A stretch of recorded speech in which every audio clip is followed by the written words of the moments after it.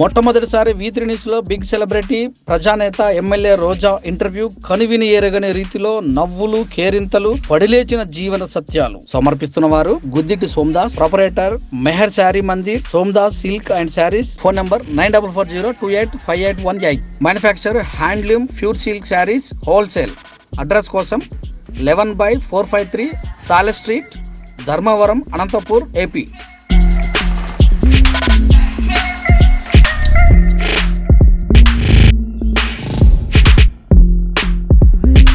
నమస్తే V3 news స్వాగతం. లక్ష్యం సమాజ హితం.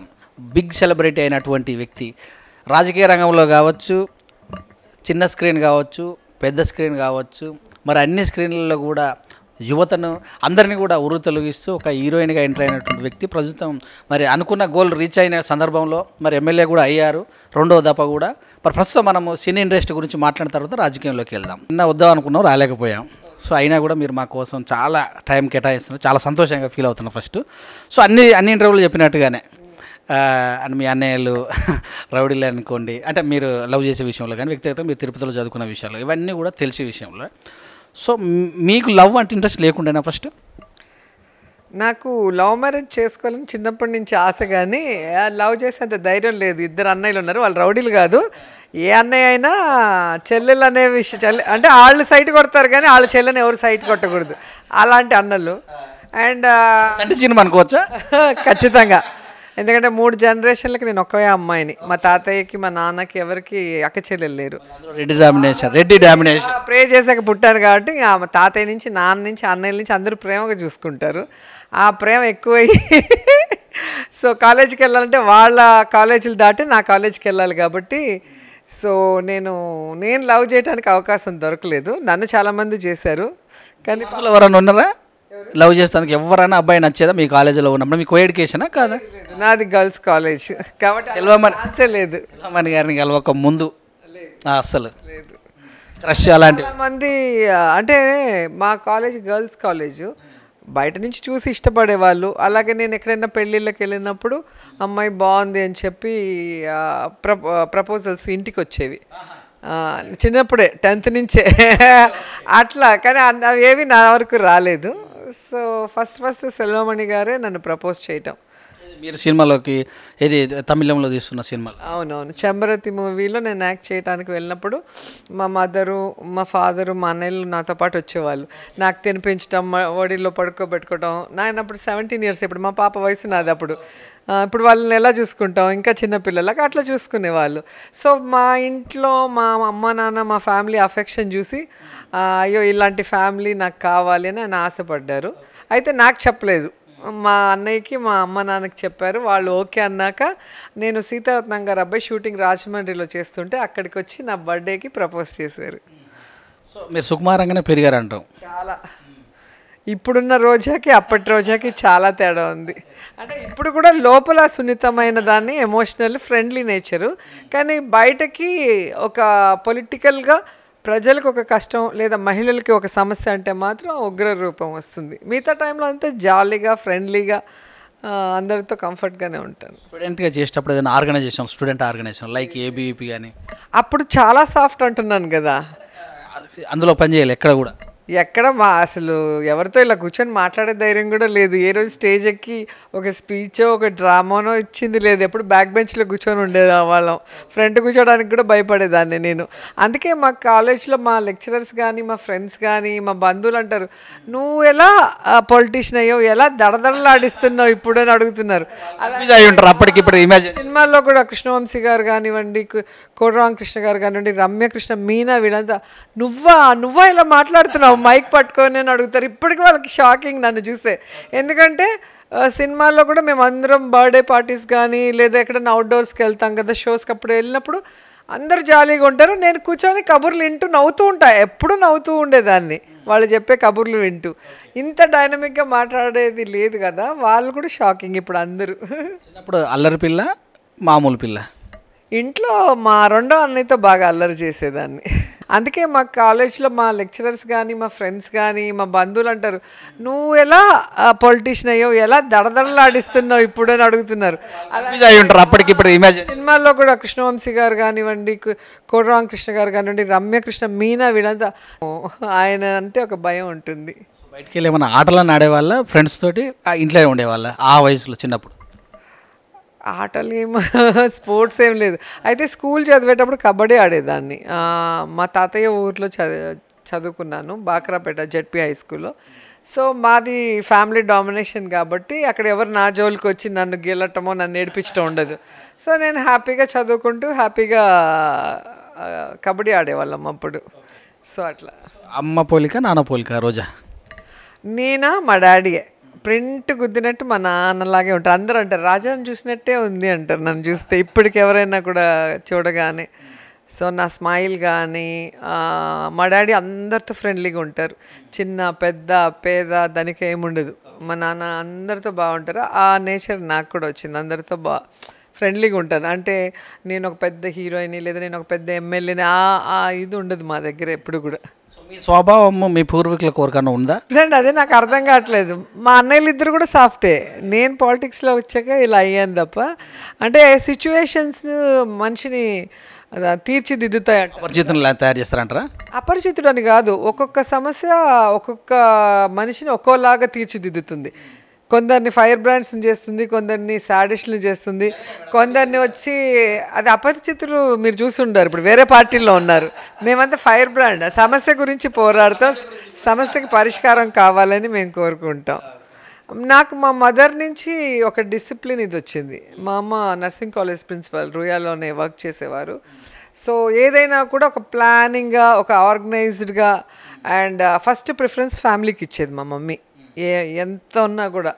అట్లా ఆ డిసిప్లిన్ నాకు వచ్చింది. సో నేను ఒక్కదాన్నే ఇటు పాలిటిక్స్ చూసుకుంటూ, అటు షూటింగ్స్ చూసుకుంటూ, ఇటు ఫ్యామిలీకి ఏది కావాలన్నా కూడా 360 days ఆర్గనైజ్డ్గా చేసుకుంటాను. సో మీకు ఐ లవ్ చెప్పాలంటే మీ అన్నలకు ఫస్ట్ చెప్పాలన్నారు కదా, వాళ్ళు కన్విన్స్ అయితే వాళ్ళు నాకు ఐ లవ్ యూ చెప్పాలి. అపరిచితుల సినిమాలో ఫస్ట్ అలాగే ఉంది. మీరు ఏదైతే చెప్పేది ఉందో మా పేరెంట్స్కి లెటర్ రాసుకొని ఇచ్చేయండి. మరి ఫీలింగ్స్ మీ దగ్గర రావాలంటే ఎలా, మీకు ఎలా ఫీలింగ్స్ ఉండాలి మరి? అప్పుడు ఆ రోజులు ఎలా ఏమనిపించేది మీకు వచ్చి ఐ లవ్ చెప్పినప్పుడు? ఫస్ట్ సెల్వమణి గారు ఎలాగ ప్రపోజ్ చేశారు మీకు? అంటే మా ఇంట్లో అడిగి వచ్చి చెప్పారు కదా నాకు. తీసుకుని ఓకే నువ్వు వెళ్ళిపో ఐ లవ్ చెప్పొచ్చు. మమ్మీ డాడీ మా అన్నయ్యల డెసిషన్ మీద ఎప్పుడు గౌరవం ఉంది. ఇప్పుడైనా కూడా మా మమ్మీ డాడీ లేరు, చనిపోయారు. 2 అన్నయ్యలు వదినలు ఉన్నారు. ఏదన్నా వాళ్ళని అడిగే చేస్తాం మేము ఏదైనా డెసిషన్ తీసుకునేటప్పుడు. నాకు అట్లేమనిపించలే, నాకు ఇంకా సేఫ్ అనిపించింది. వాళ్ళు ఫిల్టర్ చేసినాక ఉన్న బెటర్మెంట్లో మనకేది కావాలో చూస్ చేసుకోవచ్చు కదా, ఇది ఇంకా కొంచెం కంఫర్ట్ అయిన విషయం అని నాకు అనిపించింది అన్నమాట. ఎన్నుకున్న వాళ్ళని అంతే కదా, 2వ 3వ చాయిస్ ఇస్తే ఈజీ, అలా లేకుండా బెస్ట్ చాయిస్ ఇచ్చారు. నాకు నచ్చింది ఏమంటే పెరియార్ ఇది వాళ్ళకు ఉంది. అంటే ఆడవాళ్ళని గౌరవించటం, ఆడవాళ్ళని మగవాళ్ళకి ఈక్వల్గా చదువులో కానీ ఉద్యోగంలో కానీ వాళ్ళకి అవకాశం వచ్చినప్పుడు ఎదగటానికి అవకాశం ఇవ్వాలి. అలా చాలా ఉన్నాయి. అవన్నీ మా హస్బెండ్ చెప్పడమే కాదు పాటిస్తున్నారు. సో అది నచ్చి నేను చేసుకున్నాను. నాకు మించి ఎక్కువ పోతుంది అనేటటువంటి ఏం లేదు. ఇప్పుడు పాలిటిక్స్లో నేను జయలలిత గారు నన్ను పిలిచారు అక్కడ కంటెస్ట్ చేయమని చెప్పి లాస్ట్ ఎలక్షన్లో.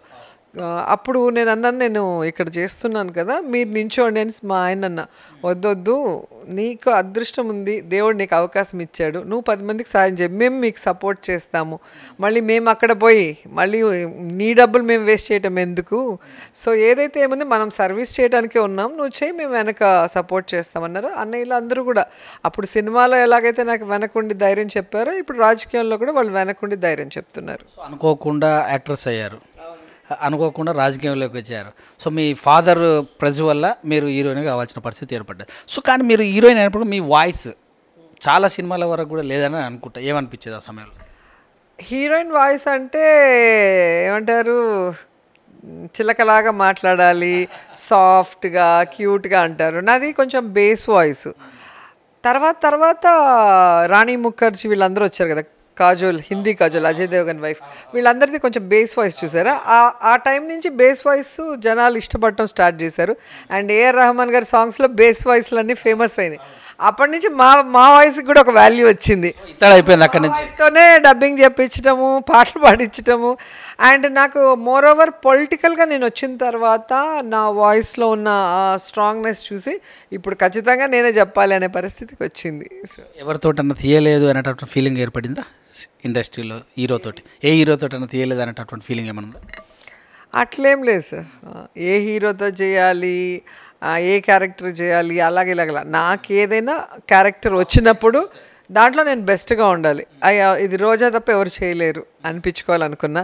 అలా చాలా సినిమాలు చేశాను. బొబ్బిల్ సినిమా చేశాను, మన భైరవ ద్వీపం చేశాను, తర్వాత సమ్మక్క సారక్క చేశాను, ఎన్కౌంటర్ చేశాను. అన్ని డిఫరెంట్ రోల్స్ చేశాను. సో నాకు ఇచ్చిన దాంట్లో నేను బెటర్గా ఉండాలనుకుంటా. ఏమంటారు అంటే ఈ హీరో తోటి చేయలేదు అనే ఫీలింగ్ ఏమన్నా ఉందా? ఇప్పుడు హీరో మీద క్రష్ ఉంటే మీరు చెప్పినట్టు లోపల హీరోయిన్లు ఏమంటారు? ఏదైనా గిలిగిలి ఉంటే సరే ఆయనతో చేద్దాం, ఆయన్ని చూద్దాం అనుకోవచ్చు. నాకు అట్లేం లేదు. ఏ హీరోయిన్ కూడా ఇది ఏ హీరో తోటి కూడా చేయాలన్నటువంటి ఆలోచన, ఐ మీన్ ఆయనతోటి చేయలేదు చేయలేదు అనేది లేదు. చేయలేదు అనేది ఏముంది, ఆల్మోస్ట్ అందరితో యాక్ట్ చేశాను నేను. తెలుగులో చదివేటప్పుడు నాగార్జున గారు, చిరంజీవి గారు అంటే కొంచెం అందరికి ఇష్టం, అమ్మాయిలందరూ ఇష్టపడేవాళ్ళు ఆయన సినిమాలన్నీ చూసి. సో ఆయనతో వర్క్ చేసే అవకాశం వచ్చినప్పుడు హ్యాపీగా అనిపించింది అంతే. అంతేశారా? హ్యాపీగా అనిపించి నేనేనా అనుకుంటూ యాక్ట్ చేశాను. ఎందుకంటే అంతకుముందు సినిమా అంటే అది ఒక సిల్వర్ స్క్రీన్ మీద కింద కూర్చొని ఇలా చూసేవాళ్ళం కదా బాక్రపేటలో. ఆ సిల్వర్ స్క్రీన్ మీద నేను వాళ్ళతో పాటు చేయటం అనేది నిజంగా అది చాలా అదృష్టం అనుకుంటాను నేను ఇప్పటికి కూడా. తమిళంలో ఎంట్రీ ఇచ్చారు, తెలుగులోకి వచ్చారు, కన్నడ చేశారు, మలయాళంలో చేశారు కదా. సో ఇన్ని భాషలలో ఎలా వీలైంది ఒకేసారి?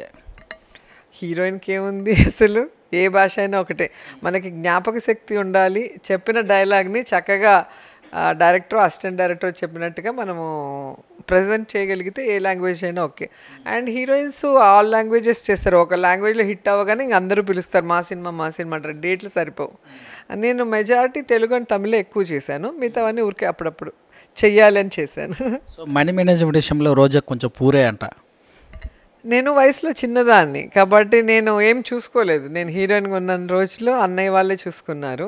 సో వాళ్ళు నాకన్నా ఒక 4 ఏళ్ళు పెద్దవాళ్ళు అంతే. వాళ్ళకి కూడా అదేం తెలియదు కాబట్టి ఆ టైంలో అందరినీ నమ్మి వాళ్ళకి నాకన్నా ఇంకా సర్వీస్ ఓరియంటెడ్ మా పెద్దన్నయ్య. ఆయన ఎవరన్నా వచ్చి అయ్యో పాపం అంటే ఇచ్చేస్తాడు, ఆయన దగ్గర ఉన్నది కూడా. చేతిలో వెన్నముక్క లేదంట. అలాగే మా అన్నయ్య కంట్రోల్ లేక అందరికీ పంచి అలా అయిపోయింది. అండ్ ఇప్పుడు అంటే మ్యారేజ్ ముందు నుంచి కొంచెం నేను లైట్గా ఆర్గనైజ్గా మనీ చేసుకుంటున్నాను. ఎందుకంటే మీకు తెలుసు కదా వయసులో చిన్న ఉన్నవాళ్ళు నేను చేసుకుంటాను అదంటే బాగుండదు. మన సంస్కృతి ప్రకారం పెద్దల్ని అనుసరించి మనం ఓకే మిస్ అయినా కూడా దేవుడు మళ్ళీ ఇస్తున్నాడు. ఈరోజు ఎన్ని కష్టాలు పడ్డా ఏం పడ్డా ఇప్పుడు నాతో ఉన్న ఆర్టిస్టులు కానీ నాతో ఉన్న డైరెక్టర్లు కానీ వాళ్ళు ఎవరు కూడా ఇప్పుడు కనిపించలేదు నాతో పోలిస్తే. సో నాకు దేవుడు ఇంకా ఎక్కువ ఇచ్చినట్టు కాబట్టి నేను ఎప్పుడు దేవుడిని నమ్ముకుంటాను. నాకు ఎప్పుడు ఆయన సపోర్ట్ ఉన్నారు, నాకు ఏం చేయాలో ఆయనకు తెలుసు, ఏ టైంలో చేయాలో అని అలా వెళ్ళిపోతూ ఉంటా. సో 2002లో మీ పెళ్ళి అంతేగా, 13 సంవత్సరాలు 12 సంవత్సరాల అరణ్యవాసమా? సో అది కూడా ఒక మనుషుల మధ్య బంధం ఎంత బలంగా ఉందో తెలుసుకునే అవకాశం కూడా ఉంటుంది. ఎందుకంటే మనం చూసాం 1 year 2 year లవ్ చేసుకోగానే విడిపోవటం, కొట్టుకోవటం, భేదాభిప్రాయాలు రావటం చూసాము. కానీ ఆ 11 years కూడా నాకు సపోర్టివ్గా ఉంటాం. అంటే ఆ 11 years ఎందుకైందో కూడా అనేక సందర్భాల్లో చెప్పాను. సో నేను హీరోయిన్ అయినప్పుడు మా మమ్మీ వాలంటరీ రిటైర్మెంట్ తీసుకుంది, మా అన్న డిగ్రీ ఫినిష్ చేసుకొని నాతో వచ్చేసారు.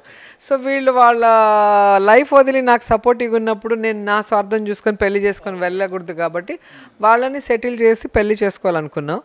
మా బ్యాడ్ లక్ మా ఓన్ ప్రొడక్షన్ సమరం వచ్చి నాకు చాలా యాక్సిడెంట్లు అయింది. హెడ్ ఇంజురీ అయింది, నీ ఇంజురీ అయింది. అప్పుడు బెడ్ రెస్ట్లో సంవత్సరాలు అయ్యి పెట్టుబడులు తీసుకొచ్చిన వడ్డీలు పెరిగి మళ్ళీ నేను 2002 వరకు యాక్ట్ చేసి మొత్తం అప్పులు తీర్చి మా అన్న వాళ్ళని సెటిల్ చేసి అప్పుడు పెళ్లి చేసుకున్నాం.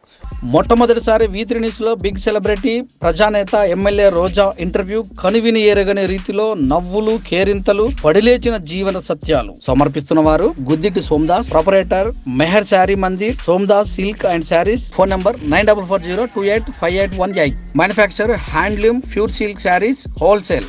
అడ్రస్ కోసం 11/453 సాలె స్ట్రీట్, ధర్మవరం, అనంతపూర్, ఏపీ.